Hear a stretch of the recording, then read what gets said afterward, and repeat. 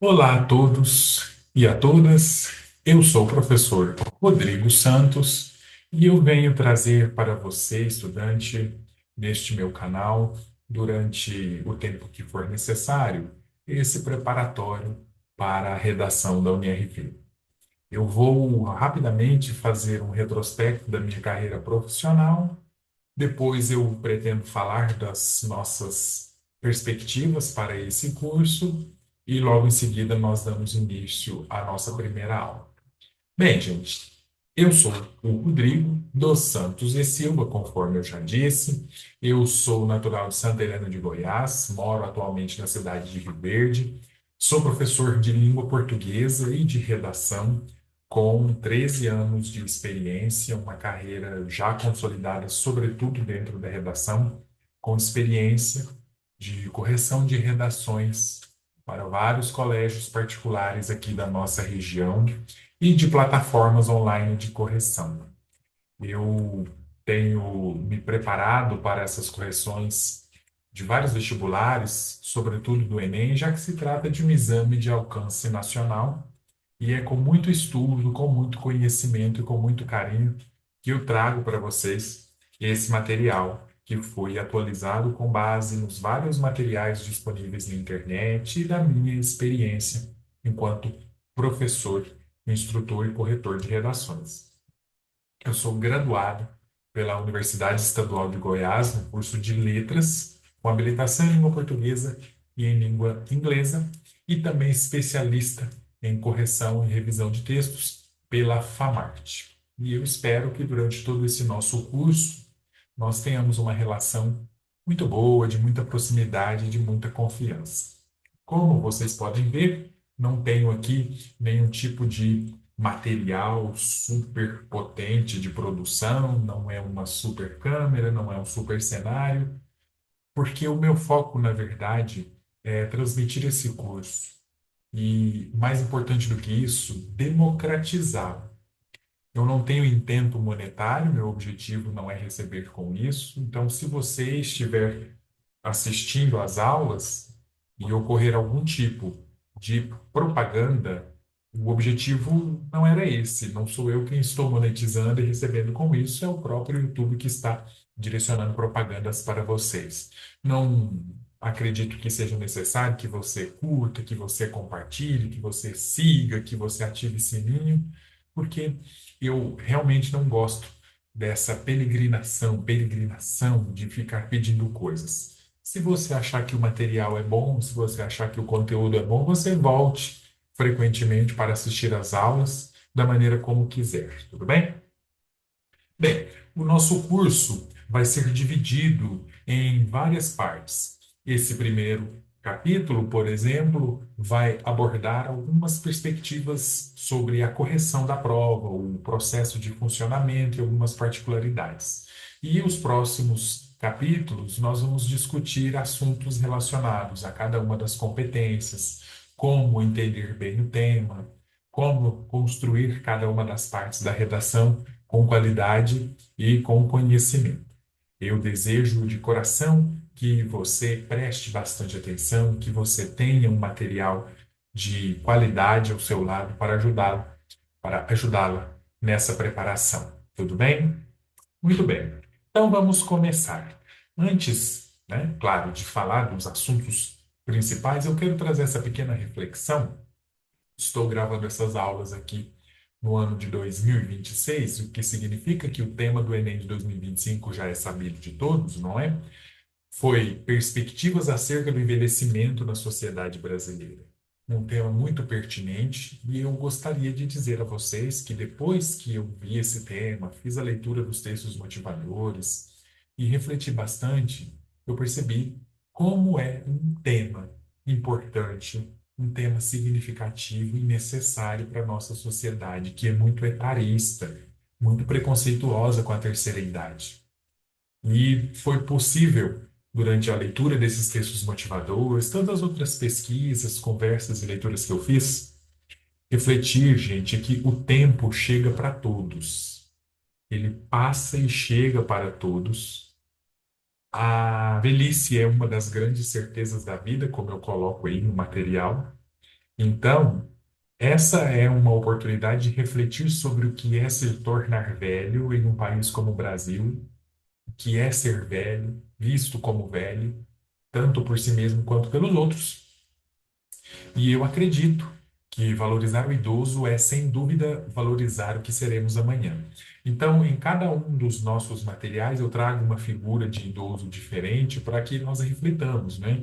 Com uma frase célebre de cada um: Fernanda Montenegro, Silvio Santos, Lígia Fagundes Telles, Dr. Drauzio Varela, o ator Tony Ramos e a cantora Rita Lee. Só para reforçar, né, a formação dos outros, a atriz Fernanda Montenegro, o apresentador de TV e empresário Silvio Santos e a escritora, poetisa Lígia Fagundes Telles. Então, envelhecer faz parte, portanto, que tenhamos um olhar de afago e afeto por essas pessoas que tanto fizeram pela humanidade, que tanto fazem pela humanidade. Agora, quando eu estou em uma fila de supermercado, por exemplo, e vejo uma senhorinha, um senhor, na fila do caixa e tudo mais, eu olho com muito carinho, com muito afeto, porque quanto essa pessoa já viveu, as coisas pelas quais ela passou, e está chegando ao final da vida, infelizmente. O quanto essa pessoa precisa de respeito, carinho de todos nós é muito importante, porque ela fez isso para as outras pessoas durante a sua vida, a sua época produtiva, e não é porque ela chega agora à época, né, de se tornar parte da população economicamente nativa que ela não tenha valor social. Precisamos valorizar os idosos mesmo. Bom, gente, então vamos começar, certo? A primeira pergunta que eu trago aqui: que tipo de texto será cobrado pela prova? Gente, a prova de redação do Enem pede um texto de caráter dissertativo argumentativo. O que significa isso? Você vai ter que fazer um texto em que haja, essencialmente, opinião, certo? Sobre o tema que vai apresentar-se na prova, que vai ser apresentado na prova. Então, a opinião é o elemento norteador central da redação.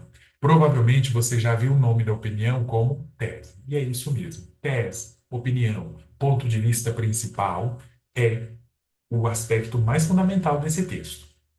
Só que não é só ter opinião sobre o tema que a proposta vai dar. Você vai precisar, naturalmente, sustentar a opinião, fundamentar, demonstrar, comprovar, justificar. E esse é o princípio da argumentação. Você não pode só expor opiniões ou não pode só falar sobre o tema. É preciso juntar as duas coisas. Mostrar com fatos, demonstrar com fatos a sua opinião. Então, é como se fosse, né? Eu não gosto de dizer isso, mas é como se fosse um 50-50%. De certa maneira, você tem 50% de opinião e 50% de informação. Juntando a parte opinativa com a parte expositiva, você tem um texto dissertativo argumentativo. E claro, é importante que o texto, nessa condição, esteja organizado em três partes, que é a introdução, o desenvolvimento e a conclusão, certo? No decorrer do nosso curso, nós vamos falar sobre a divisão em parágrafos, quantidade de linhas. Por hora, precisamos entender isso. Mas é claro, vamos fazer uma antecipação do que são essas três partes fundamentais, né? Gente, o que deve haver é uma divisão do texto em três partes. Lembre do seguinte: acabamos de dizer, você precisa ter opinião e demonstrar essa opinião. Como organizar isso dentro do texto dissertativo argumentativo? Considere o seguinte: um, primeiro, você vai apresentar o tema e o problema sobre o qual você vai falar, certo? Preparar o leitor para o que virá. Isso na introdução. A primeira parte, a primeira estrutura do texto dissertativo argumentativo é a introdução. Lá você precisa apresentar o tema e o problema. O tema é o que a proposta deu, o problema é o que está acontecendo em relação a esse tema. E nunca se esqueça, a tese, gente, a tese é o sangue da redação. Tem que aparecer na introdução, certo? Então, é o que a gente espera ver na introdução. Normalmente, o primeiro parágrafo se apresenta o tema e o problema e a tese. Terminada essa primeira parte, que tradicionalmente fica no primeiro parágrafo do texto, você parte para o desenvolvimento, que é o momento de mostrar fatos e informações de sustentação para a tese. Dissemos que o texto dissertativo argumentativo se caracteriza por estabelecer uma opinião e fundamentar essa opinião. A fundamentação da opinião, a comprovação, a exemplificação, a justificativa, as interpretações demonstrativas acontecem no desenvolvimento. Na segunda parte do texto dissertativo argumentativo, originalmente, aliás, tradicionalmente, deve vir nos parágrafos do meio, segundo e terceiro parágrafo. Vamos ainda falar disso, não se desespere, mas fique claro já esse aspecto. Não é interessante três parágrafos de desenvolvimento ou só um parágrafo de desenvolvimento. Tanto o Enem quanto outros vestibulares, por uma quantidade média de 30 linhas, o adequado é fazer a redação em dois parágrafos de desenvolvimento. Em cada um desses parágrafos, você acrescenta um argumento, né? Você cria um argumento, uma exemplificação. Se a sua tese fala de aspectos governamentais, negligência política, estatal, o objetivo do desenvolvimento, em dois parágrafos, é demonstrar isso, exemplificar para o leitor, levá-lo por um caminho de argumentação em que ele entenda o seu ponto de vista e, mesmo que ele não vá concordar, que ele tenha informação, que ele tenha noção de um ponto de vista suficientemente fundamentado. Não precisa se preocupar em convencer o corretor, o avaliador, o leitor. O convencimento, a arte do convencimento é trabalhosa. E não é isso que está em questão na avaliação da sua redação. O que está em questão da sua avaliação é a forma como você constrói os argumentos. Eu quero fazer uma pequena pausa aqui, antes de nós falarmos da conclusão, porque você precisa entender o conceito de verdade, né? Para que nós entendamos o conceito de verdade, precisamos pensar no raciocínio do que é a lógica argumentativa. Gente, a lógica argumentativa é a área, né, é uma área de conhecimento, uma ciência, talvez, por que não, que analisa a forma como raciocínios, pensamentos, informações são construídas socialmente e julgadas. O que interessa é que você mostre raciocínios que tenham fundamentação na base do que é verdadeiro ou falso, facilmente constatável, certo? Quer um exemplo? Você diz o seguinte: olha que raciocínio fundamental para que nós entendamos. Eu não estou fazendo apologia política, só quero usar o exemplo e vou falar dos dois lados para que haja justiça. Eu tenho a seguinte opinião. Preste atenção. Não é política aqui a minha manifestação, ok? O atual presidente Lula está fazendo um bom governo centrado no cumprimento da lei. Ponto. Isso é uma opinião. Você consegue perceber que eu estou julgando a atuação do presidente Lula, dizendo que ela é boa, baseada no cumprimento da lei. Isso é uma opinião. Isso é verdade ou é mentira? Não é possível julgar.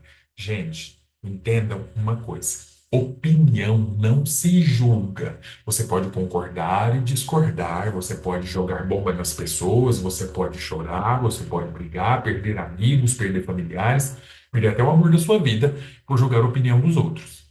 Mas no campo da lógica, não há que se falarem uma opinião verdadeira ou falsa.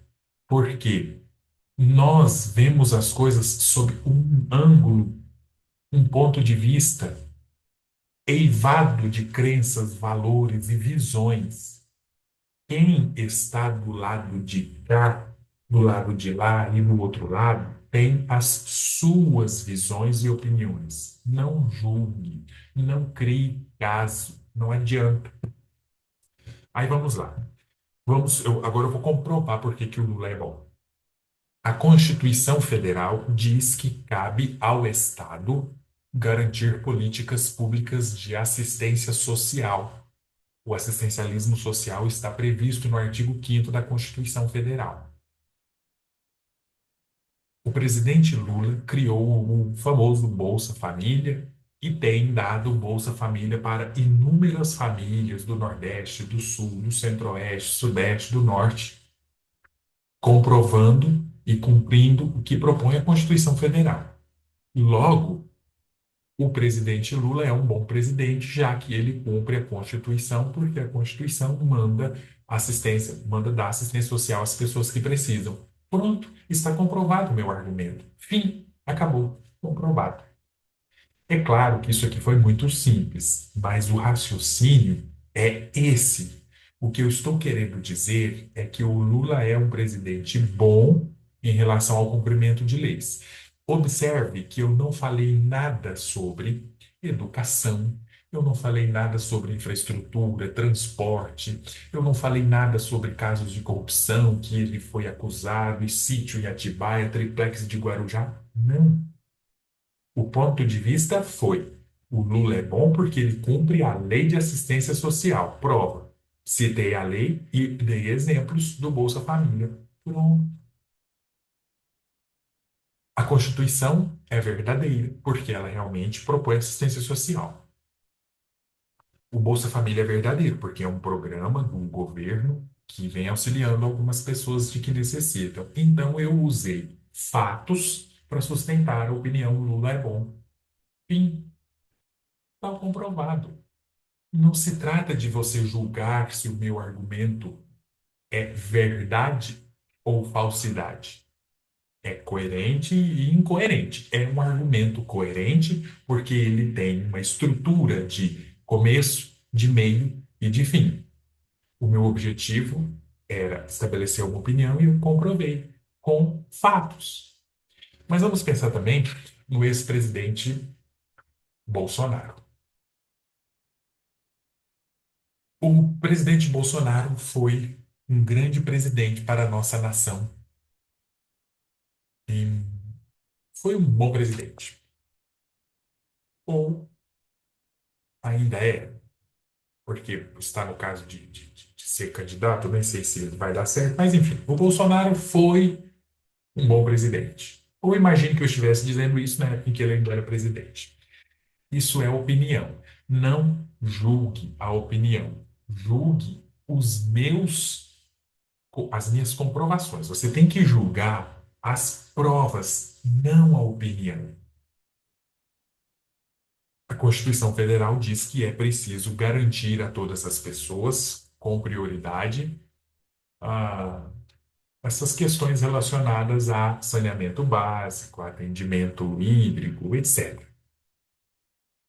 Foi o ex-presidente Bolsonaro que finalizou a transposição do Rio São Francisco, levando água, levando qualidade de vida a inúmeras pessoas do Nordeste brasileiro, e do Norte, etc. Isso demonstra que o Bolsonaro, enquanto presidente, foi realmente um grande presidente pensando no povo que precisava de água. Está comprovada a opinião. Ponto. A minha opinião é: o Bolsonaro foi um grande presidente ao atender questões de abastecimento hídrico. Eu usei a Constituição Federal, que fala sobre a necessidade do poder público garantir isso ao povo, e exemplifiquei a transposição do Rio São Francisco. Era isso o tempo todo o meu objetivo. Ponto final. Por que criar intriga dizendo que, nossa, você é a favor do Lula? Você é burro. Nossa, você é a favor do Bolsonaro? Você é hipócrita, viciado, doido. Gente, opinião não se julga. Tudo bem. No nosso coração, nós concordamos e discordamos. Nós não achamos que uma pessoa está dizendo uma coisa correta, né? Um religioso. A pessoa é contra o aborto. E ela tem lá os argumentos dela, né? Você pode ser a favor do aborto, você pode ser contra, mas não julgue a opinião da pessoa, porque não é isso o que se importa num mundo socialmente respeitoso, tolerante e aceitável. A gente precisa julgar as provas que ela levanta, são as provas, os fatos, as informações de sustentação. Se eu disser que o Lula é bom e citar o caso, o exemplo daquelas coisas que ele foi acusado de corrupção e que ele foi preso, aí a minha opinião não é, o problema não está na opinião, está na sustentação. A prova não combinou e a minha opinião não foi fundamentada. Eu continuo achando o Lula bom, mas as provas que garantem isso não existem, porque não foram verdadeiras, não foram coerentes. O mesmo com o Bolsonaro. Gente, o Bolsonaro foi um presidente sensacional. Ele era misógino e falava muita coisa contra mulheres. O que está em questão não é a minha opinião, é a prova. Ao dizer que ele tinha um discurso misógino, certo, contra mulheres, isso é uma contradição à minha opinião. Então, a escolha do fato da informação não foi coerente. Então, quando você estiver fazendo o desenvolvimento da sua redação, não se preocupe com a opinião que você tem. Você só precisa ter uma opinião, um norte, um ponto de vista. Eu vou falar das consequências sociais. Eu vou citar a importância da mídia nessa questão. Tendo uma opinião, você, no desenvolvimento, precisa sustentar, mostrar, justificar, esclarecer como, por que a sua opinião tem validade. Então, a lógica da argumentação avalia não as opiniões, avalia os fatos em cima das opiniões. Aí sim, nós observamos uma proposição. No mundo da lógica, declarações são chamadas de proposições.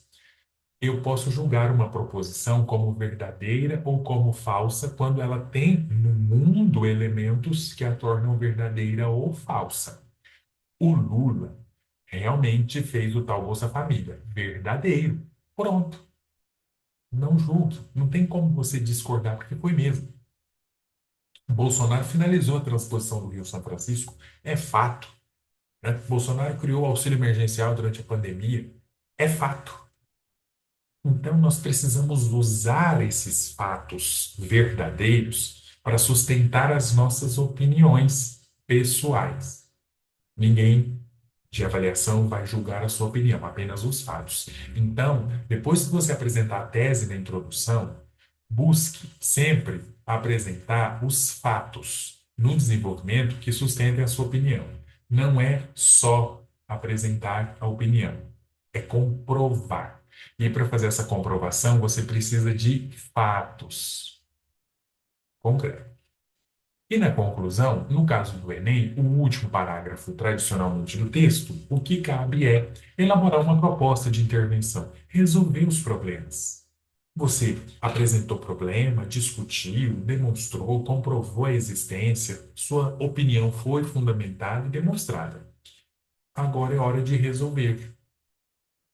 E claro, tem estrutura para fazer isso quando estudaremos futuramente. Então, é muito simples a estrutura que se pede de um texto. Evidentemente, há muita coisa ainda a ser dita que precisa ser feito dentro da estrutura. Mas sobre isso falamos depois. Uma outra questão importante, né? outra dúvida. Que tema será cobrado na prova? A cartilha do participante do Enem diz o seguinte: a prova de redação exigirá a produção de um texto sobre um tema de ordem social, científica, cultural, ambiental ou política.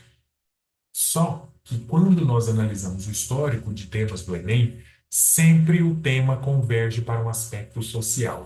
Mesmo que se fale sobre um tema científico, é o aspecto social que predomina. Isso porque, gente, o Enem tem, você julgue isso se você concorda ou não, mas é fato. O Enem tem um viés, eu não vou dizer um viés esquerdista, porque talvez seria forte, embora faça algum sentido, mas o Enem tem um viés marxista, né, desta coisa de mostrar a questão das lutas de classes e de colocar alguns aspectos da política de direita como opressores e valorizar um pouco mais alguns preceitos da esquerda. Né? Por isso que eu digo que o Enem é uma prova esquerdista, mas não manipuladora, não isso, né? Mas ela tem essa prevalência de um aspecto social mais acolhedor, mais, digamos, de valorização de critérios de grupos sociais fragilizados. Então, com base nisso, a gente sempre vê as argumentações envolvendo grupos sociais fragilizados, marginalizados, minoritários. Vamos fazer um rápido retrospecto dos últimos temas do Enem. Eu só trago aqui os temas de primeira aplicação, mas tem muitos outros também que têm essa mesma pegada. A primeira coisa que nos chama a atenção é que, na maioria das vezes, o tema foca no contexto brasileiro. Não foi sempre assim, mas nos últimos anos essa tem sido a tendência. O Brasil sempre está no foco da questão. Então, ok. Um outro aspecto muito comum que se vê é a questão da dos grupos sociais fragilizados minoritários, o que corrobora a ideia que eu citei há pouco de que é uma prova talvez marxista, talvez um pouco relacionada aos aspectos de esquerda, valorização de fragilidades. Em 2025, envelhecimento, o idoso. Em 2024, a herança africana no Brasil, valorização, sobretudo o negro, descendente de africanos, etc. Em 2023, o trabalho de cuidado realizado pela mulher. Em 2022, a valorização de comunidades e povos tradicionais. Em 2021, as pessoas sem registro civil. Normalmente pessoas de regiões periféricas, de regiões muito afastadas. Em 2020, pessoas com doenças mentais. Em 2019, as pessoas sem acesso ao cinema. De localidades periféricas, pessoas de baixa renda. Repare que você não tem temas humanos, como vestibulares tradicionais falam. Importância do afeto, da empatia, o perigo por trás da falta de humildade. Não, os temas do Enem sempre envolvem um grupo frágil, minoritário, que é de alguma forma marginalizado por algum tipo de problema social. No viés da luta de classes de Marx, se tem um grupo que é fragilizado, existe algum grupo opressor. E é onde começa-se a estabelecer a argumentação. Quem é o grupo opressor do idoso? Quem é o grupo opressor do negro? Quem é o grupo opressor da mulher, dos povos tradicionais, das pessoas periféricas sem acesso a registro civil, cinema? Quem é o grupo opressor da pessoa com doença mental? Está vendo? Se você detecta o causador do infortúnio, do obstáculo, do grupo minoritário, fragilizado, marginalizado, você entende a lógica do tema do Enem. Pense nisso. O tema já vai mostrar diretamente, e ainda que indiretamente é possível detectar, o tema vai mostrar quem é o fragilizado na questão. Em seguida, você precisa encontrar os causadores desse mal.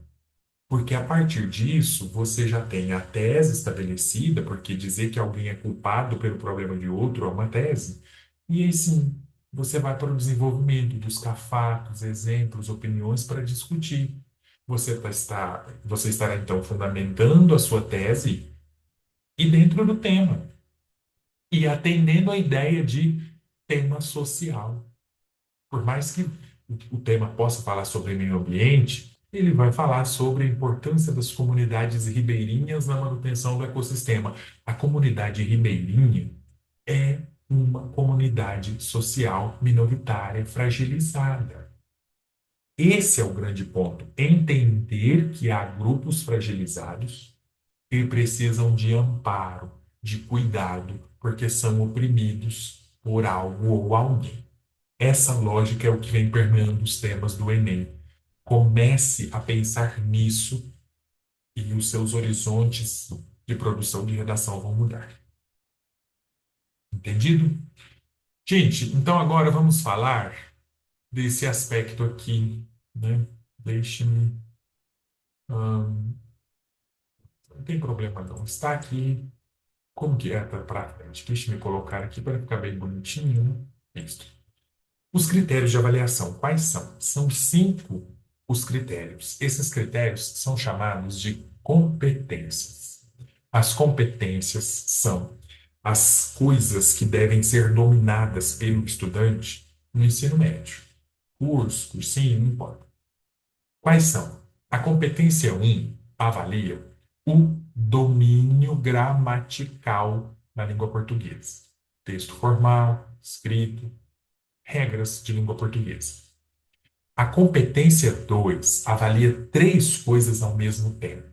Avalia a abordagem do tema, a estrutura do texto dissertativo argumentativo e a relação de repertório, conhecimento de mundo, fatos, informações, re- perdão, gente, que coisa feia, relacionados ao tema. Então, a competência 2, tema, estrutura, repertório, informação relacionada ao tema. A competência 3 avalia a seleção, relação, organização e interpretação de fatos e informações para defender ponto de vista. É o que nós chamamos de coerência textual. A capacidade de organizar o texto e defender o ponto de vista. Está vendo que o ponto de vista está aparecendo de novo? Gente, não brinca. Tese é fundamental para uma dissertação argumentativa. A competência 4 avalia a coesão textual, repetição de palavras, uso de conectivos, tudo isso aí que você deve conhecer bem.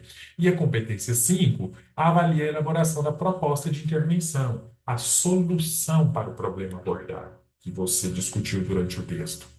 Isso significa que você está aí diante de capacidades mentais desenvolvidas ao longo de anos de estudo, anos de conhecimento. Isso é muito importante. Então, lembre, organizar um texto vai exigir essas cinco competências. Com bastante treino, estudo, teoria e técnica, você consegue dominá-las, né?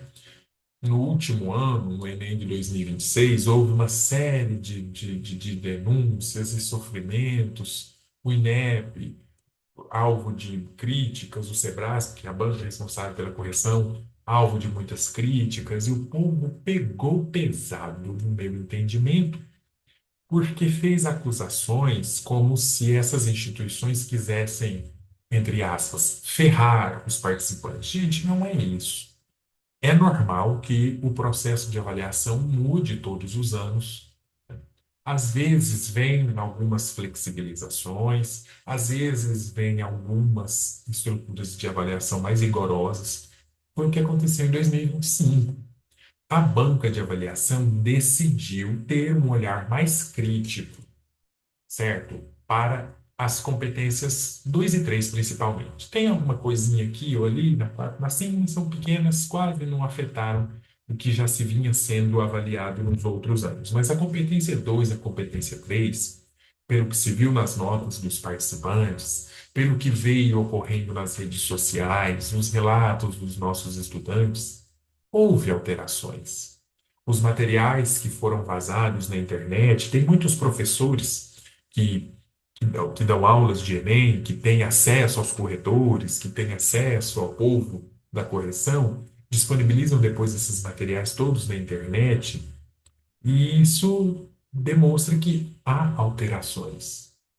Só que a gente precisa criar o hábito de adaptar-se a essas modificações. Por mais que elas venham de última hora e assim por diante, é melhor aprender o bem feito. É melhor aprender o caminho mais longo em vez de buscar atalhos. Eu vou escrever uma rápida coisa, duas rápidas coisas, nesse espaço em branco aqui, para que você reflita desde a nossa primeira aula. Modelos prontos e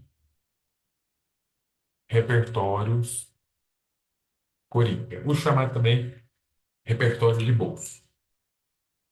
Se você tem o hábito de usar modelo pronto, esqueleto pronto, só preenche uma palavrinha ou outra do tema, e se você é usuário de repertório coringa, esses repertórios podem ser usados em vários temas, você está correndo riscos de ser uma das, entre aspas, vítimas dessa rigorosidade da correção.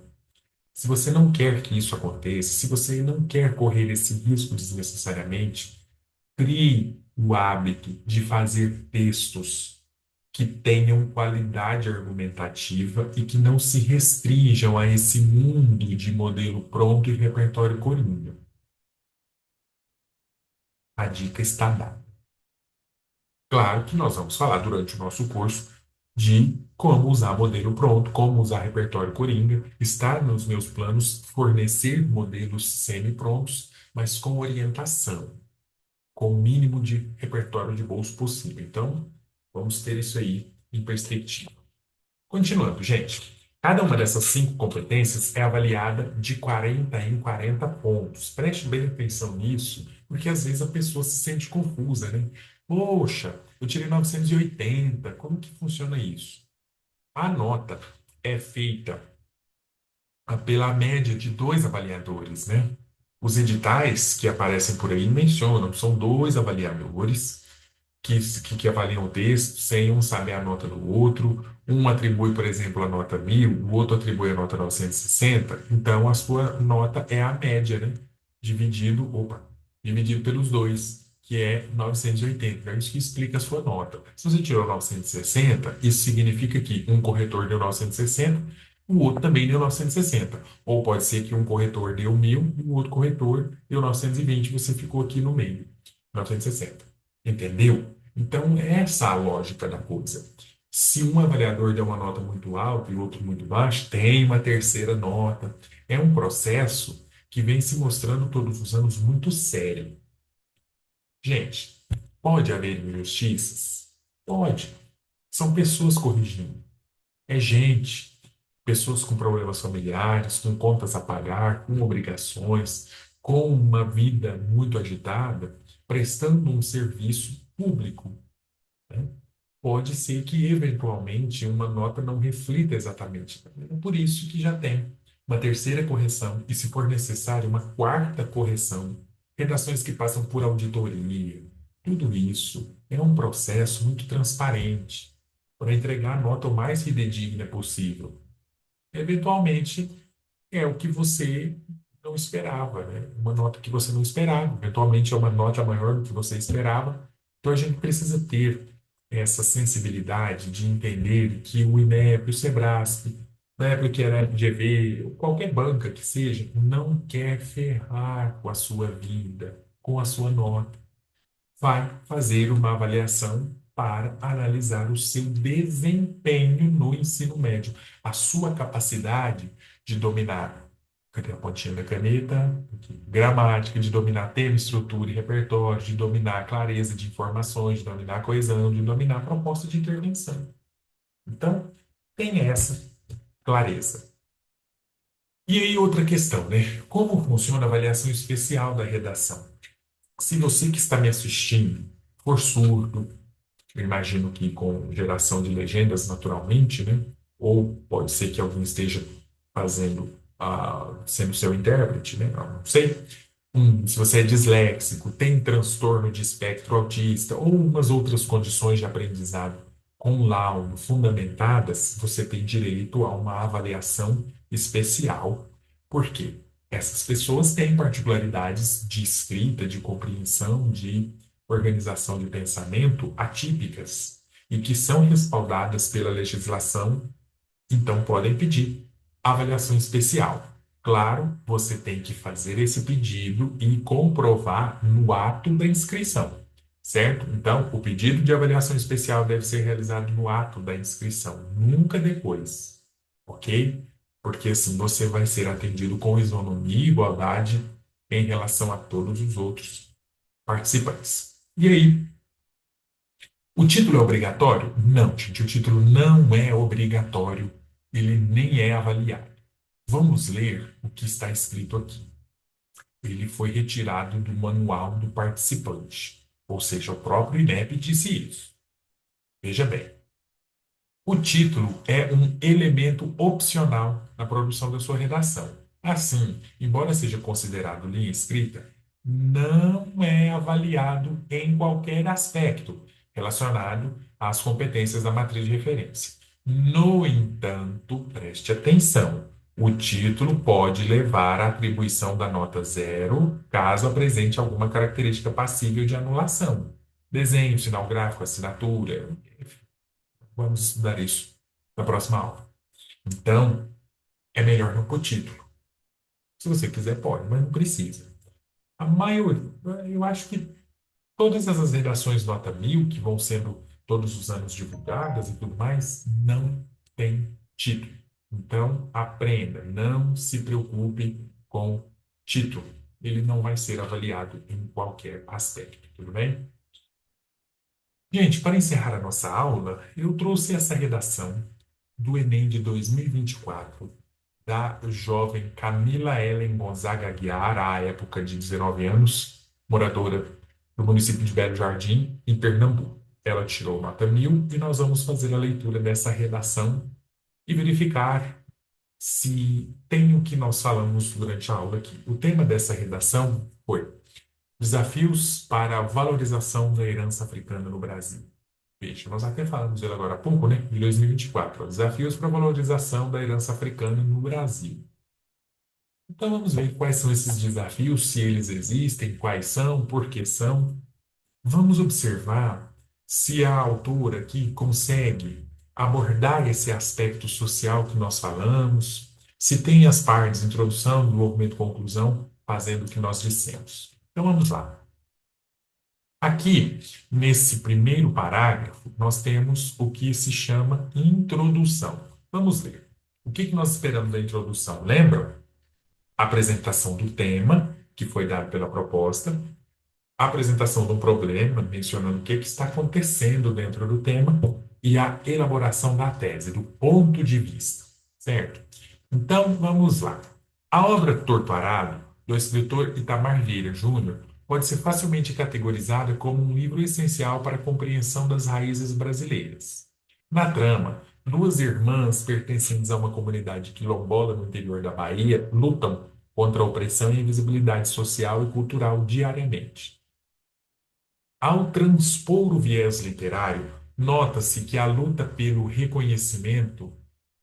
Então, veja, ó, luta pelo reconhecimento é uma batalha constante para a população afro-brasileira no século XXI.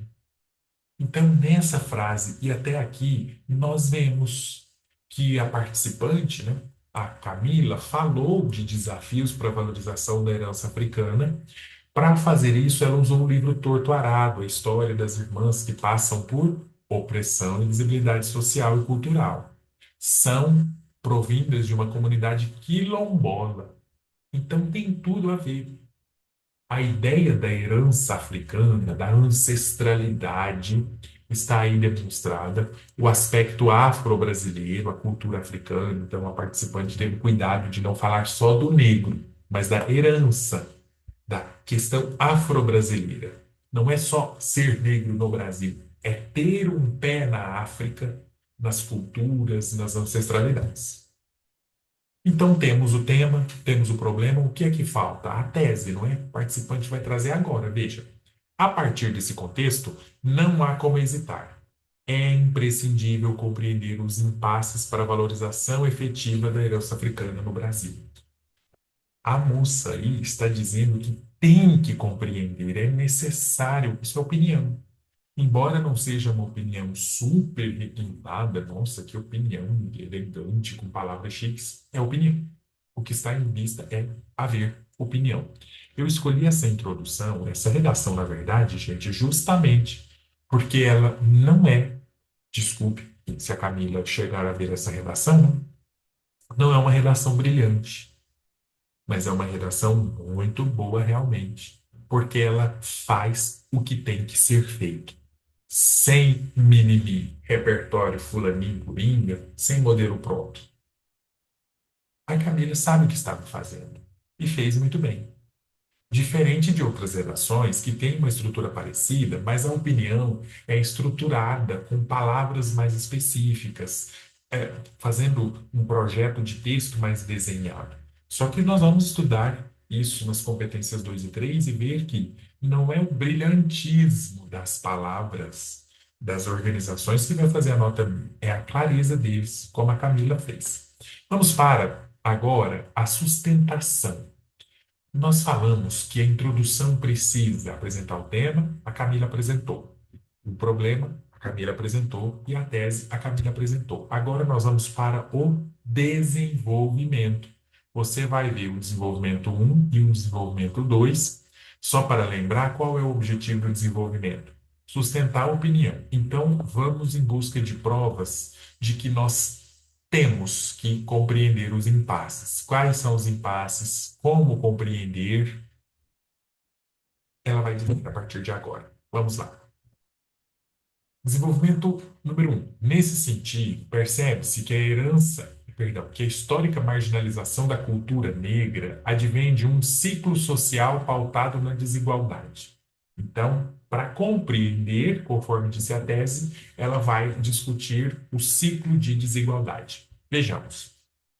Isso acontece porque, como teorizado pelo sociólogo Boaventura de Souza Santos, há no Brasil a persistência de um colonialismo insidioso. Então, já temos aqui um repertório, uma informação concreta, baseada em conhecimento concreto. Em outras palavras, há a manutenção de raízes desiguais, conforme foi dito pela tese, né? Ciclo social pautado em desigualdade. O sociólogo fala justamente disso. Está vendo a comprovação? Que é mascarada em meio a avanços sociais, caracterizando, assim, uma forma de dominação ainda mais perversa e cruel. Tal questão torna-se evidente ao constatar que o Brasil, ao ser um dos últimos países a abolir a escravidão, mais um exemplo concreto de que realmente existe desigualdade.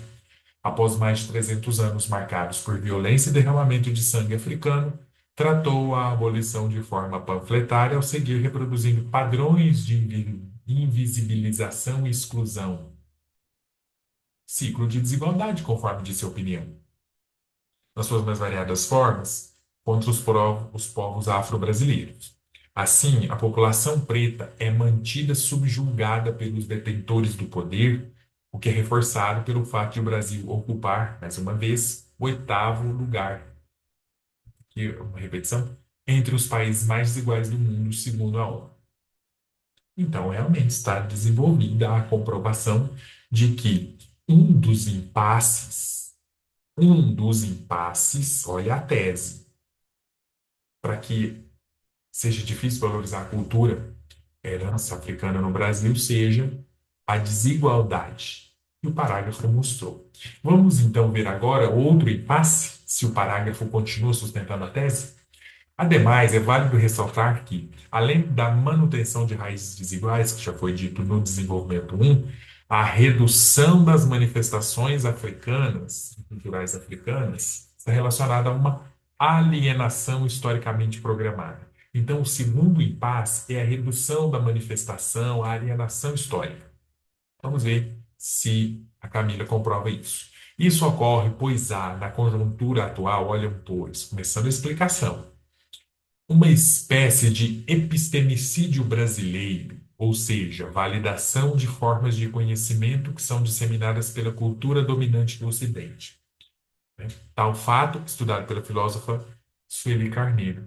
Outra comprovação concreta, um conceito filosófico que ela explica, dizendo que se valida formas de conhecimento disseminadas pela cultura no Ocidente, que combina com a ideia de alienação programada, redução de manifestações. Agora fica mais claro, veja, tal fato, estudado pela filósofa Sueli Carneiro, provoca um sepultamento dos saberes ao apagar o conhecimento e as tradições preservadas ao longo dos séculos pelos povos afrodescendentes.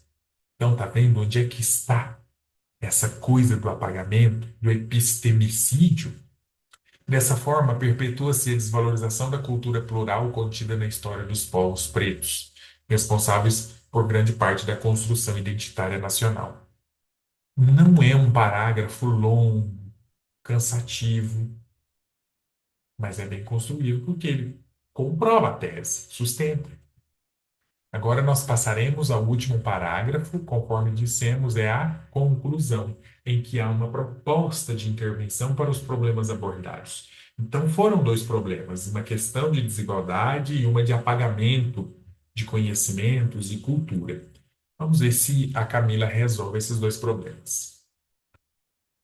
Diz o seguinte: portanto, urge a necessidade de valorização da herança africana no Brasil, reapresentando o tema. Para isso, o Poder Executivo Federal, mais especificamente o Ministério da Educação, deve fomentar um projeto de resgate das heranças afro-brasileiras. Então já começou, né? Fomentar um projeto de resgate. Então aquele problema do apagamento cultural, marginalização, epistemicídio está aí resolvido. Tal ação ocorrerá por meio da implantação de uma campanha nacional de validação. Se é nacional, vai englobar o país inteiro e aquele problema da desigualdade do D1 resolvido. De validação da cultura negra, a qual irá promover o consumo e análise de obras que fazem jus à identidade brasileira em ambiente escolar, ressaltando a importância e a pluralidade da herança afrodescendente. Isso será feito a fim de trazer maior visibilidade para o patrimônio cultural brasileiro e incentivar o protagonismo preto nos mais diversos âmbitos sociais. Então, a redação trouxe uma solução para os problemas abordados no texto.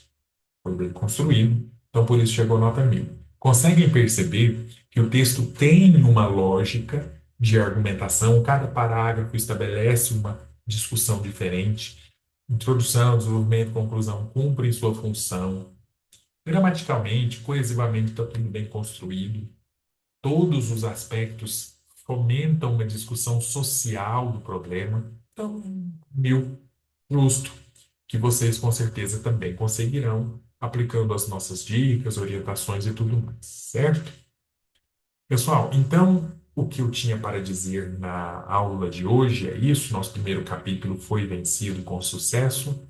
Se você tiver dúvida ou precisa de esclarecimentos, pode deixar perguntas aqui no vídeo que eu virei frequentemente responder essas dúvidas. Eu não posso afirmar que responderei imediatamente, porque tem muitas obrigações, muitas aulas, mas responderei sempre que uma dúvida for deixada nos comentários deste vídeo e assim por diante. Tudo bem? Gente, eu agradeço a atenção de vocês, desejo bons estudos. Muito obrigado e até a próxima.